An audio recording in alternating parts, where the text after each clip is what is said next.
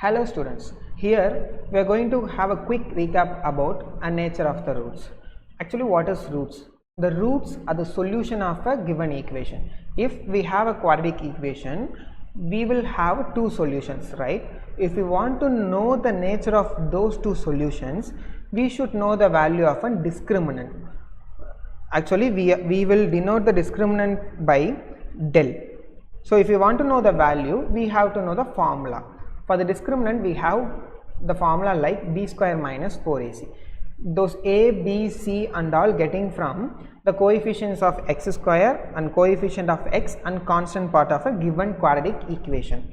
From those values, we can find the value of a discriminant, right? If we have a value greater than 0, this will concludes that the quadratic equation will have a real and unequal roots. If the discriminant value is equal to 0, we can conclude that the roots of a quadratic equation will be real and equal.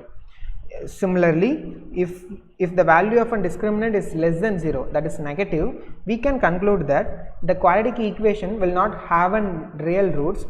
Actually, we call it as imaginary roots.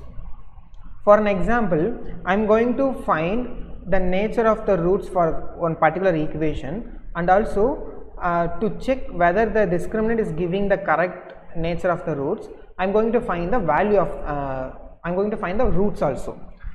So by the factorization method, I found that the roots of an equation is -2 and -3. From this, we can infer that these two are unequal, right? And also these two numbers belongs to real numbers. So if I get this conclusion from the discriminant value, we can use discriminant value to find the nature of the roots.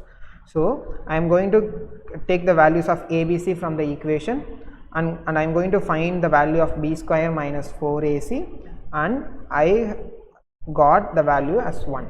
So this is actually greater than 0.